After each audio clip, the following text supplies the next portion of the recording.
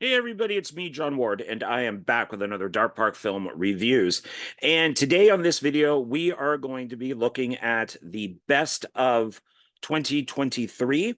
And then there'll be a second video where I talk about what I consider to be the worst of 2023. We're still in January, so I think it's safe to do this. Some people like to do it in December. I think it's better to do it in January, so that's why I'm doing it now. And these are for films that I saw, only that I saw. I'm not going to give a place on the best or the worst for films that I did not see, but I heard were really bad. These are only films that I have seen either in the theater or streaming, and I missed out on a bunch of stuff. I saw Barbie, but I did not see Oppenheimer. I did not see Napoleon. That type of stuff. So there are certain films like I didn't, but I wanted to see Godzilla, minus zero. I just never got around to it. So those films will not be included on these lists. It's just stuff throughout the year, and some of the movies have already come out on Blu-ray, and so I picked them up. So I'm gonna show those off too. So let's start. We're gonna go from number 10 to number 1, which I think is the best, but all of these films are definitely worth watching. So, okay. So, number 10 is surprisingly Knock at the Cabin would be my number 10. Um, M. Night is very hit and miss with me. I did enjoy this. I do like kind of apocalyptic or post-apocalyptic movies, and so I did enjoy this. I did not read the book, so even though I've heard some things have changed, I don't really have anything to compare it to. But as far as an M. Night movie goes, it would definitely be on my list for one of his best. Donald Wills and I did a film discussion just on M. Night films, and where something like Old was put on the worst, Knock at the Cabin was put on my best list. So I really enjoyed it. I thought the performances were really good. I liked that. And like I said, I didn't read the book, so I don't know how much of the movie is based off of that. I did like that the two main characters. I like that they're gay and that they have the daughter, and I like that it's brought up. Like, is this kind of like a home invasion because they are gay? But it was not hammered, you know, over your head with it. I liked that the four villains were supposed to be the four men. Is it okay for me to say men? Four men, of the apocalypse, or four horsemen of the apocalypse, the four horse people of the apocalypse, I guess these days. And I like that it was more or less one location. I thought M. Night's directing was pretty good. I liked the music.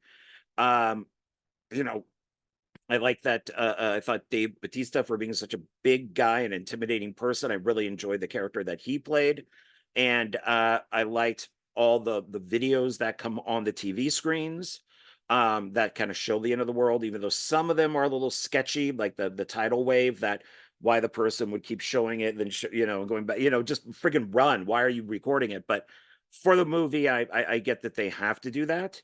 Um, the ending I've heard is different. I could be wrong about this, but I heard that the ending in the book, the end of the world does happen. But in the movie, it doesn't. And it kind of leaves it up in the air if this really was, a coincidence. Was this real? Was this planned?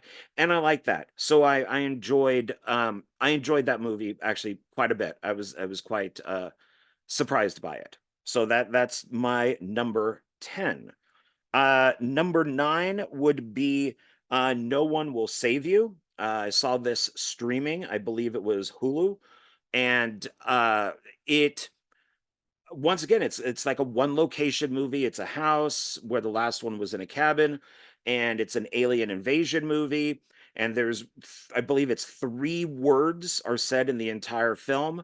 I loved the movie. I thought it was really good. Um, it held my interest through the entire movie. I started it very late at night and finished it, I think probably like around 2 in the morning, and never dozed off once. I was really into it. I really liked it. So I highly recommend it. The acting, from the our main actress, really only had to she couldn't speak, and so everything had to be done through her face or her body language, things like that. And I thought that she did a great job in it. I really liked the directing. This is another one that I thought that had a good score. Uh, I enjoyed that they didn't hide the aliens. I mean, how many times do movies do that when we pretty much all know what the aliens look like? They're either going to be a green or a gray type alien, or they're going to look something like a xenomorph.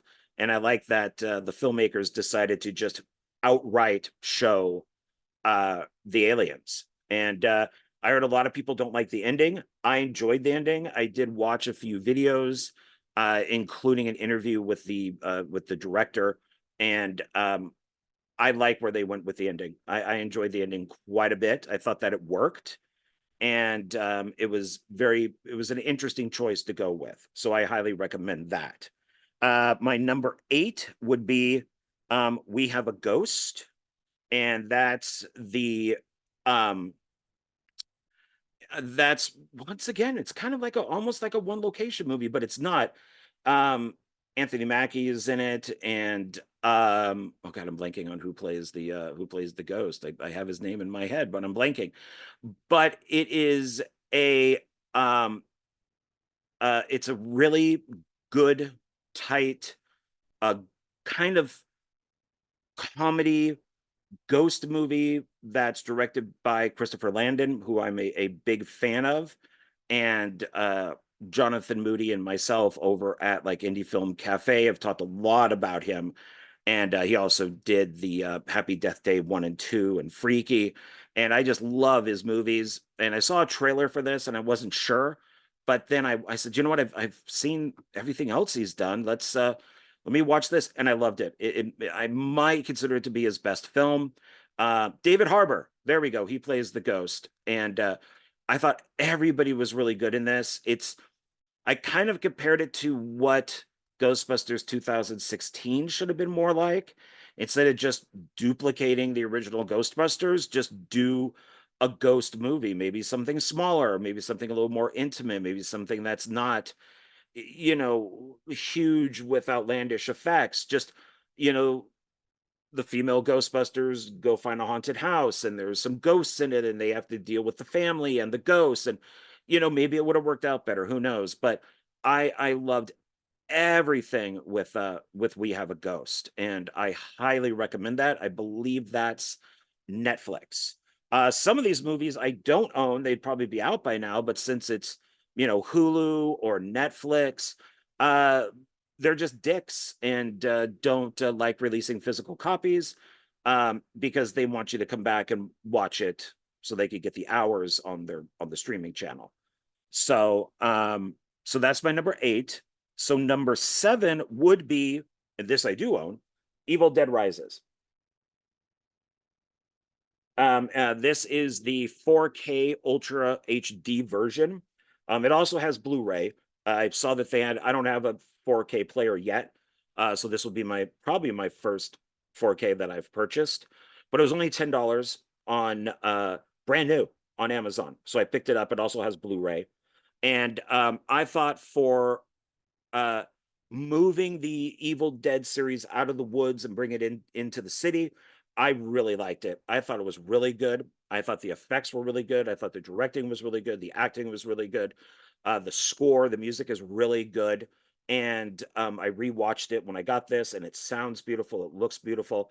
I really think this is good. So the only film that you can really compare it to in the series is the Evil Dead remake, which I don't even really take as a remake. I just consider it to be just another Evil Dead movie. Um, the one thing that I do think is missing from this is Sam Raimi's car. There is a parking lot in the building, and I'm really surprised that that was not in the background. That's the only thing I think was missing from it. Bruce Campbell's voice is heard on the phonograph records, so he's at least got like a line or two of dialogue. But I thought everybody was good in this. I like the beginning and the, you know, kind of like the very beginning that does take place at a cabin, and then it kind of ends with going to the cabin. I really enjoyed this. I thought it was really well made. I was very happy to see that it did take place in an apartment building. I thought originally the title Evil Dead Rise is like a high-rise building.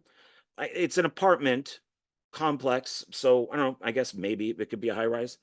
But I really enjoyed it. I thought this was really good, and it's definitely worth picking up, especially this version, because it does have the 4K and you get it for, you know, like $10. So I would definitely pick that up. So I would say this is one of my favorite films of the year. So that was number 7. Number 6 would be Megan.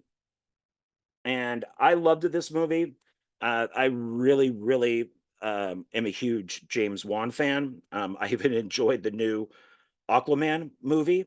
Um, Even though it had problems, probably from a ton of reshoots and Amber Turd and some other stuff going on with it. I'd love to see that original version of Aquaman and the Lost Kingdom, but we'll probably never get it.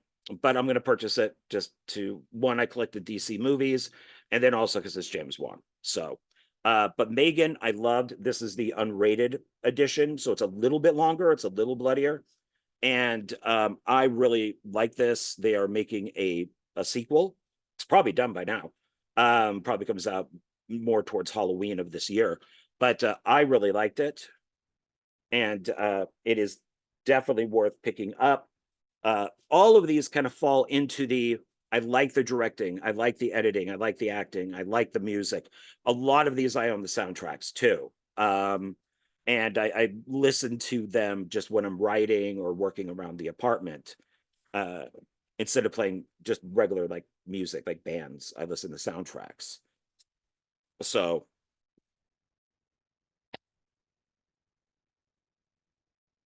this is another one that's worth picking up. So that's number 6. Number 5 would be Saw X. Got that right here. Saw X or Saw 10. When I heard that this was going to take place between parts 1 and 2, I was a little, that was a long time ago, and these people have aged a lot. So I was very happy with once again, with the directing, because it's done by one of the directors. I'm not sure how to pronounce his last name. Kevin. I'm sorry, I don't know how to pronounce his last name. I'm not going to try, but he's an editor, and he's directed some of the other ones. I believe he directed my favorite Saw movie, which was Saw 6. But I thought this was really good. It's got the Blu-ray DVD, and it's digital, and it's got a great soundtrack, and I thought he did a really good job directing. It did not bother me that basically, you know, the actors in it, like Tobin Bell and Shawnee Smith, are older, and you could tell they're older. For Jigsaw, Tobin Bell being older works because of the cancer, and then Shawnee Smith, I'm saying that right, aren't I? I hope I am. Otherwise, I am. Yeah, Shawnee Smith. And I was thinking of somebody else, I guess. It She also looks a lot older, but it works. I am happy to take these two actors many years later and have them look older. I don't want the de-aging, and give me a good movie. You know, I don't know where they're going. They're making Saw 11, because this one did so well. So I'm curious of where that's going to go. But it looks like as long as they have Jigsaw and stuff in their movie, they're going to make money. You take Jigsaw out, it doesn't make as much money. So this one is really good. I highly recommend Saw X. It just works. The film is close to 2 hours, but I think if you try to watch it in between parts 1 and 2, it really wouldn't make a difference. I wanted to do that, but since in part 2 this is never mentioned, it's I don't know. I don't think that it would matter. You could, if you did a marathon, just put it in there and see what happens, but I don't think it's gonna make a difference. So, but I loved it. I thought it was really good. So that's number 5. Number 4 would be, and give me a second because I always mispronounce it, Gran uh Turismo, I think is how you say it. Uh, this is a Neil Blomkamp film. I am a massive Neil Blomkamp film, and he did like Elysium and he District 9, Chappie. He was going to be doing Alien 5, and if you which would be a direct sequel to Alien 2. So if you go Google him in Alien 5, you can see all of these production like drawings, and it looks like the film would have been great. Um, as far as dealing with like aliens and robots, he's a visual effects director, and so he has like a ton of commercials like that. He's from South Africa, and so a lot of his films take place there. I'm very mad at the film company. I guess I understand why, because he also did a pandemic movie called Demonic. Um, his name is not on here anywhere. It's not on here anywhere. So I'm guessing maybe he was a director for hire, and you get a visual effects director, and that's going to help with a race car movie. The sound on this is great. I have a surround system, and you could just hear the race cars just going around and around, and it sounds really good. The soundtrack is good. Oh, David Harbour again.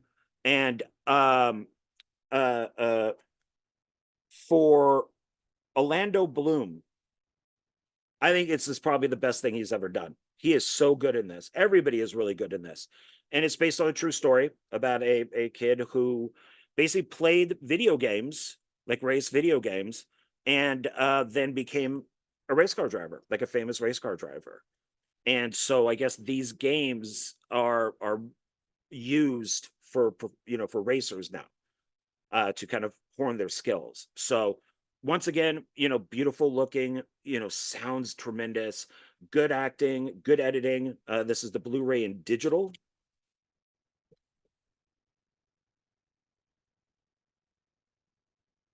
And it is definitely worth picking up. I don't think a lot of people know this movie, but if you enjoy race car films, especially ones based on true stories, like Ford versus Ferrari, which I also thought was really good, you'll like this. This is definitely really good. Okay, so that was number 4. Number 3 is Fast X.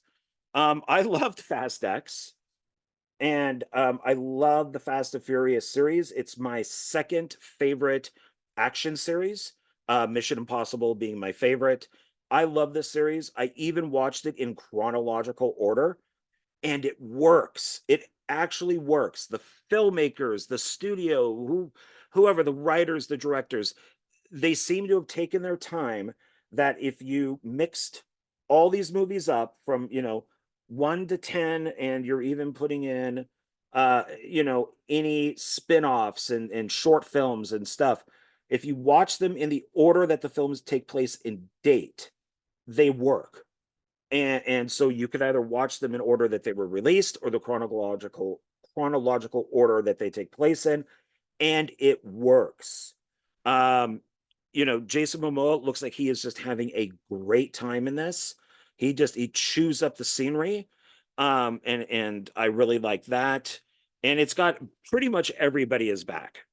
I mean, everybody. I Vin Diesel did say, who I got to meet once. I met him in 2000 at the Sundance Film Festival when I went to go see Boiler Room. Um, I know we're in, but there was like, I had like 24 years ago, 23, 24 years ago. And he was very humble. He was very nice. I had a conversation with him about Boiler Room for a little bit. And then, he shook my hand because he had to go do other stuff in the room because it was a Boiler Room party. But very nice guy when I met him. So I like to think that he still is a nice guy, even though this is, years later. But I thought everybody in this did a really good job. I thought it was really fun. This is the collector's edition that has the Blu-ray, DVD, and digital code. Unfortunately, these do get a little crazier as they go on, where some of the stunts are impossible. And it seems like they do steal from Mission Impossible. And while watching the Mission Impossible movies, they kind of steal from this too. So I think they take from each other. But this one is definitely a lot more fantastic with the effects, with like the car stunts. While Mission Impossible, even though they're huge, they're more grounded. But once again, great soundtrack, well directed. I was gonna say, Vin Diesel had originally said this is the last one, and then we found out that it's a trilogy. So there's actually two more coming. There's 10, 11, and 12, but this didn't do as well as I thought it would. So this could be the last one. Who knows? Or we might have to wait a little bit to get parts 11 and 12. Who knows? But I really did enjoy it. I thought that it was fun. I really liked these movies, how they just went from, simple, like just stealing cars and street races to basic going into outer space. I love going into outer space with the Fast and Furious movies, which I think was part 9, if I'm remembering my numbers correctly. All right, so that is number 3. Number 2, I loved this movie. There's 3 of them, and I had originally said that 2 was my favorite, then 3, then 1. After rewatching this for our film discussion that Donald Wells and I did for Rocky Creed, so this kind of tells you what it is, I think I've changed my mind. I think this might be my favorite Creed, and it's Creed 3. And I really like this. Stallone had nothing to do with it. His name is on there as producer, but I think that's just because he just owns the characters, or created the characters. And I would like to have seen what Stallone would have done with Creed 3, because he says he would have done a completely different movie. Rocky's only mentioned once in the whole movie. It's just kind of in like a passing thing. But I thought that this was really good. I know there's all the crap going on with Jonathan Majors, but I thought that he did a great job in this, compared to him being a stupid goofball and the Ant-Man movie, which I could definitely live without.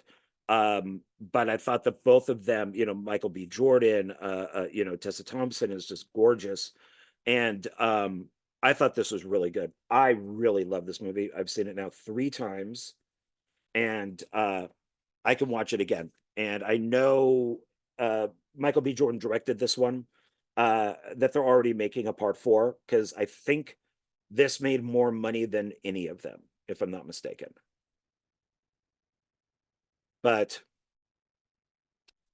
I really loved it. I think that Michael B. Jordan as a director was more creative than Stallone has been on these. I think some of his ideas for shots and scenes, especially with the end fights where they're like in a cage and the arena, it goes empty and it's just the both of them boxing back and forth, was such a great idea. I loved it. I really did. All right, so Creed 3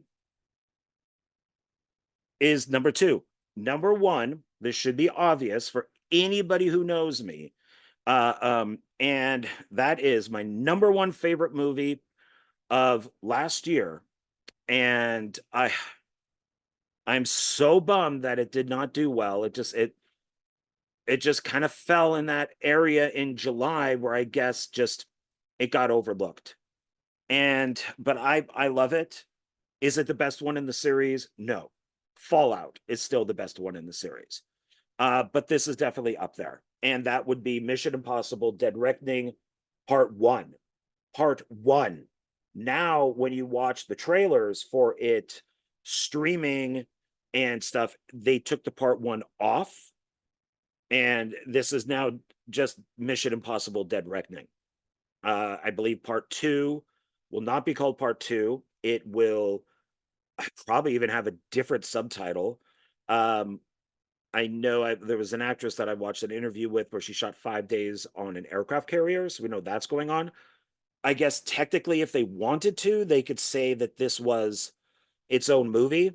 I'm not going to spoil it for people who haven't seen it, but kind of mission accomplished in a way at the end of the movie. So they, I guess, but they got to finish it. They got to. There's way too many plot holes, way too many, just areas that just were never answered. And so part 2 or whatever they're going to call the next one, because they're already planning Top Gun 3. It better not be its own movie, because then that means they just abandoned this. And the way that the film should work is Mission Impossible 1 through 3, that's its own trilogy. And then you have Ghost Protocol, Rogue Nation, and Fallout. Those are its own movies. So you have 2 trilogies. And then you would have Dead Reckoning Part 1 and Part 2. Those would be their own 2 movies, because which is why I'm hoping they just don't scrap the entire AI story and the key and all of that, because they just can't. It's too much of the movie. And then they moved it to 2025 instead of 2024 because it was just sandwiched in between so much stuff. It was Indiana Jones was here, and then it was like Sound of Destiny, Sound of Freedom, and then you had Barbenheimer. And Barbenheimer basically just decimated everything. And Sound of Freedom made more money than anybody could have thought. And then Indiana Jones bombed.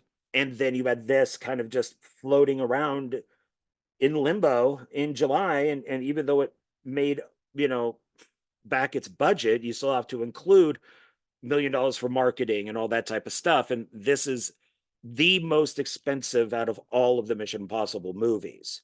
And I bet that they were basically going off of Top Gun Maverick, which was the highest grossing Tom Cruise movie. It was the highest grossing Paramount movie. Made over $1 billion. I believe it was like 1.5. And they were probably banking a lot on this, and it just didn't happen. Except for Tom Cruise doing some interviews about him going over to Warner Brothers. He's still with Paramount, but he's also with Warner Brothers now.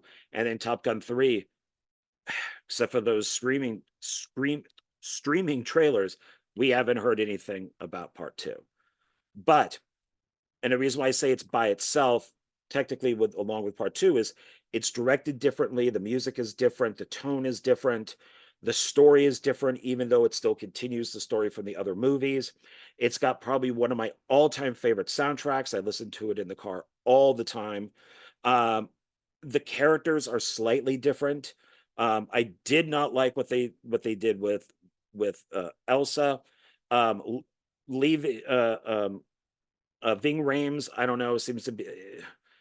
I think that he might be ill, or maybe he's just getting old, so he can't really do a lot. And then our one of our main bad guys here, he kills people with a knife, and I just don't. Yeah, I love her. She's from Guardians of the Galaxy. And then, of course, I'm blanking on people's names. I'm sorry. And then we have her, but she was Agent Carter, and she's great too. But I mean, all the critics, if you go off of Rotten Tomatoes, critics and fans gave it like in the 90s, and it still did do very well. So buy it, because as I'm sure when it comes out again, they're going to knock off the Part 1. So maybe this would be a little bit of a collector's item, or watch it streaming. Just, it's such a drag. It really bummed me out. And as you guys know, I'm a huge Tom Cruise fan and a big Mission Impossible fan. So I have it on the original TV series. I got them all in a box set. Still need to get the one in the 90s, which I think was 2 or 3 seasons. But this is, yeah. I mean, Tom Cruise with Christopher McQuarrie is pretty much gold. So, all right. So that's my number 1. Mission Impossible Rogue Nation Part 1. I do have some honorary stuff, and it's weird as I almost have 10 honorary films that I really liked. And I'll just quickly just go through those. These are in no particular order.